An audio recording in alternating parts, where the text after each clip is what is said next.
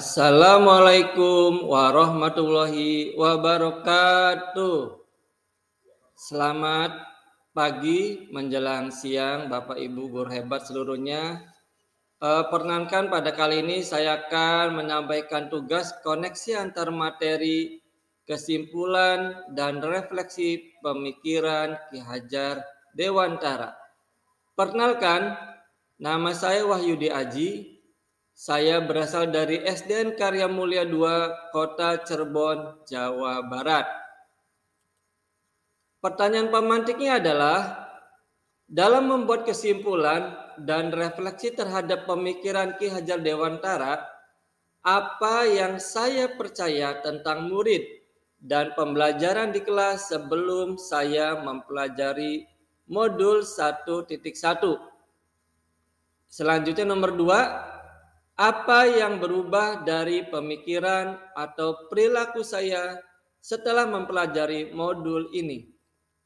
Yang ketiga, apa yang dapat segera saya terapkan lebih baik agar kelas saya mencerminkan pemikiran Ki Hajar Dewantara? Baiklah, selengkapnya di slide selanjutnya. Ya. Ini adalah pertanyaan pertama, apa yang saya percaya tentang murid dan pembelajaran di kelas sebelum saya mempelajari modul 1.1. Saya percaya tentang murid dan pembelajaran di kelas sebelum saya mempelajari modul 1.1 tentang pemikiran Ki Hajar Dewantara. Pembelajaran yang saya lakukan diantaranya adalah 1. Hanya sebatas transfer materi saja, hanya sebatas mengantarkan materi-materi pembelajaran di dalam kelas yang menganggap anak semua itu bagaikan kertas putih. Jika kita sampaikan materi, tentunya mereka akan mengerti apa yang kita sampaikan. Lalu yang kedua adalah pembelajaran hanya berpusat pada guru. Teacher center learning. Guru hanya menerangkan, sedangkan anak diam duduk di kursi dan bangku mereka. Yang ketiga adalah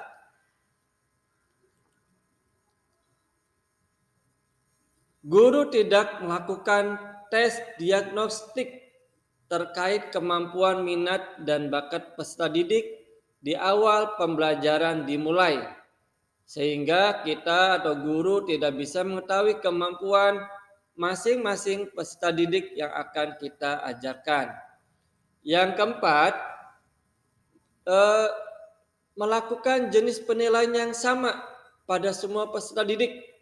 Dianggapnya peserta didik itu mempunyai kodrat alam yang sama, ya, sehingga tesnya itu disamaratakan dan akibatnya tidak semua peserta didik dapat mengikutinya. Yang kelima, pembelajaran yang saya lakukan masih berfokus pada nilai dan target KKM yang akan dicapai peserta didik. Apabila anak tidak sampai KKM, maka sebagai seorang guru pada saat itu kita harus mengejar agar anak tuntas dalam pembelajaran KKM-nya. Lalu yang kedua, pertanyaan pemantik, apa yang berubah dari pemikiran atau perilaku saya setelah mempelajari modul ini? Ya. Namun setelah saya mempelajari modul 1.1 tentang pemikiran Ki Hajar Dewantara, saya menyadari bahwa apa yang saya pikirkan dan saya lakukan selama ini kurang tepat. Seharusnya saya 1. Melakukan proses pembelajaran secara menyeluruh, yaitu pembelajaran dengan melakukan semua tes kognitif, afektif, psikomotor, dan juga sosial lainnya, spiritual.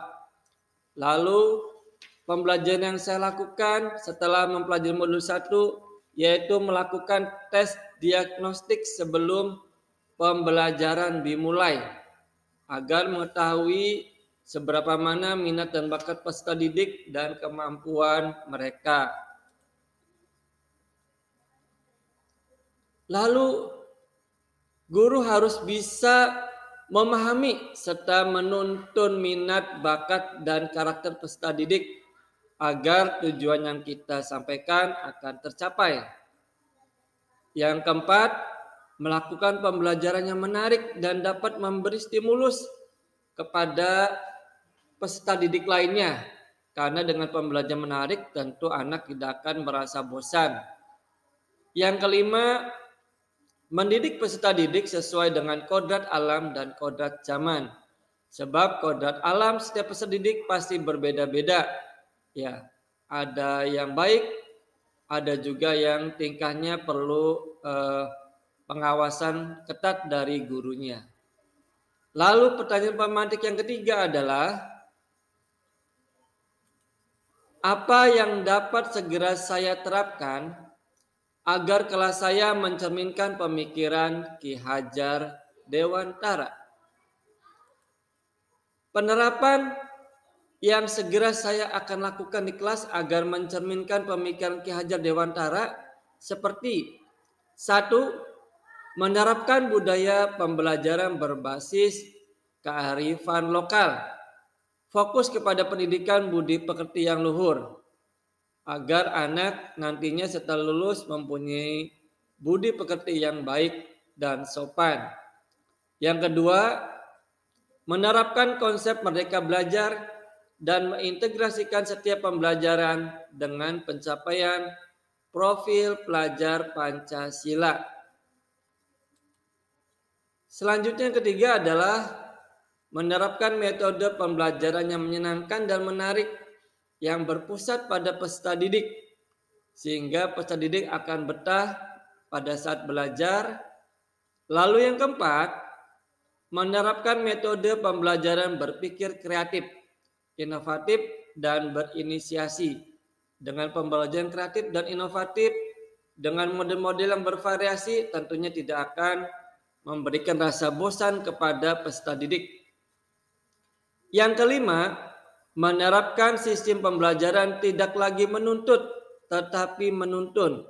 Kita tidak bisa menuntut anak harus bisa pelajaran A, keterampilan A, materi A, tetapi kita menuntun sesuai kodrat alam mereka, apa yang bisa mereka lakukan, keterampilan apa yang mereka punyai, lalu minat dan bakat apa yang akan mereka senangi.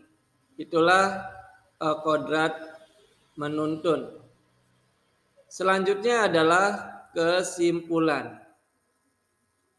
Kesimpulan pada modul 1.1 koneksi antar materi ini adalah, yang pertama, pendidikan adalah menuntun anak sesuai dengan bakat dan minatnya. Kita tidak bisa memaksakan minat satu orang siswa dengan minat bakat siswa lainnya. Yang kedua, pendidikan bukan hanya aspek kognitif atau ilmu akademik, tetapi mencakup aspek yang lainnya, yaitu afektif, psikomotor, kognitif, spiritual, dan sosial, dan perlu juga penanaman budi pekerti yang baik dan luhur. Kesimpulan yang ketiga adalah, pendidikan harus memerdekakan murid dan sejatinya berpihak pada murid. Atau dengan kata lain, pendidikan yang kita lakukan, pengajaran yang kita lakukan harus berpusat pada peserta didik. Itulah kesimpulan pada modul 1.1 koneksi antar materi. Demikianlah Bapak Ibu guru hebat. Salam bahagia, salam belajar, salam guru penggerak, guru bergerak, Indonesia maju. Terima kasih. Assalamualaikum warahmatullahi wabarakatuh.